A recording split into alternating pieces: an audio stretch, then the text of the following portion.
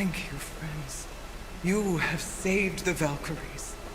Sigrun, how did this happen? Mimir, is that you? You have been freed, but... Freedom comes at a price, milady. You speak truly. Countless winters we served the All-Father. But only through his union to the Queen did we ever taste some measure of freedom. But aren't you the queen? There has only been one queen of the Valkyries, the goddess Freya. When Odin severed her wings, I served in her absence, but it wasn't enough for the All-Father. He used an archaic piece of magic, corrupting my sisters. I tried to contain the damage by imprisoning them in places where they could cause no harm, but soon I lost myself as well. Sigrun, I'm sorry for being so worthless. I could have done something, or tried at the very least. What will you do now? I must reunite with my sisters. Together we can restore balance to the realms. You have the eternal blessings of the Valkyries.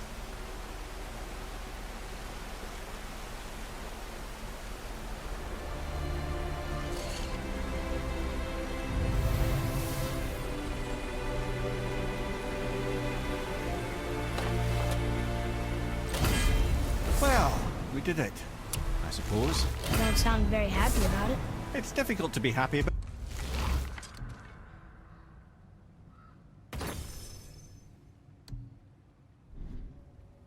anything when you're a reanimated head. I'm grateful we were able to set the Valkyries free. But so much of this could have been avoided, if only... You said it yourself, Ed. It does not matter anymore. The past is the past. Well, that's awfully cheerful coming from you. I am in a good mood. The dwarves will make use of this.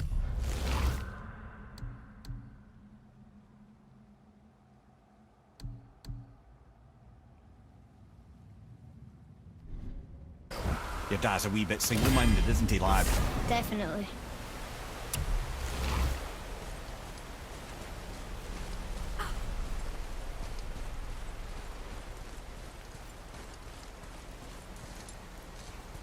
Gunnar, Mistress of War. After any conflict, big or small, she would be first on the scene, sussing out the worthy spirits for a free trip to Valhalla. A gruesome task, but she took great pride in it. Any conflict. Impossible. It's true. She had help from her sisters, of course, but Gunnar was always first to arrive. Her judgment of the fallen was unparalleled, and an invaluable resource to Odin. She was one of his favourites.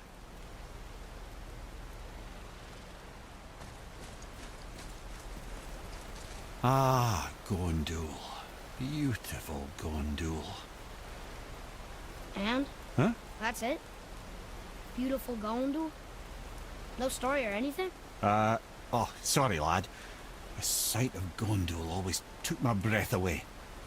Gondul had a silver tongue, a sharp wit, and struck a figure so stunning it literally drove men insane. Odin forbid her from setting foot in Midgard after a time, as insanity is not a welcome trait in Valhalla.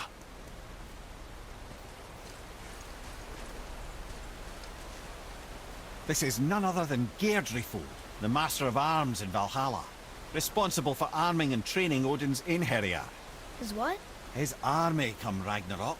The entire reason Valhalla exists, you see.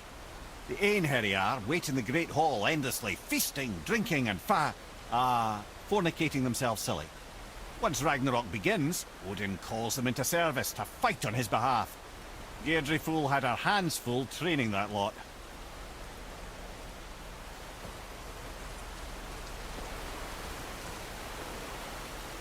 This, my friends, is Kara. Now, Valkyries are volatile by nature, but Kara, the lass is wild storm personified. A wild storm. Aye, calm and collected. Then the air would shift and the fury of her storm would unleash.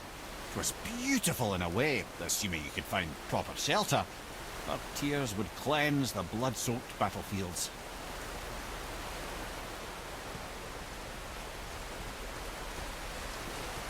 This is Rota, accuser of the slain. I thought all the Valkyrie did that. Not exactly, lad. Although that is what they're most famous for, and by far their greatest responsibility. You've seen what happens to the dead without the judgment of the Valkyries. Hellwalkers. That's right. Rota, Gunnar, Skuld. Without them to clean up the aftermath of battle, hell overflows with souls meant for Valhalla. A sorry state of affairs. Rota must be beside herself. Ah, here we have Air, the healer. A Valkyrie healer? Strange. Air was strange, as a matter of fact. Very quiet, very calm. Where her sisters were violent rapids, Air was a gentle stream. She healed the wounds of both mortals and gods, and even a certain all-knowing sage who once drank too much and fell off a mountain. Not my proudest moment.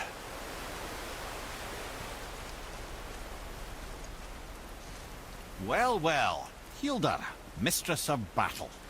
She and Odin got on quite well, actually. Her and the other Valkyries, not so much. She would spend most of her time here in Midgard observing discord between the living, and sewing some up herself from time to time. She lived for conflict. Some say she was conflict personified. I wonder what will become of her now that she's free.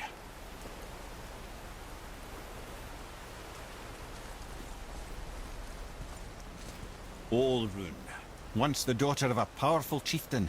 She fell defending him during a Reaver attack. Orun was escorted to Valhalla, where she chose to devote her afterlife to the pursuit of knowledge above all else.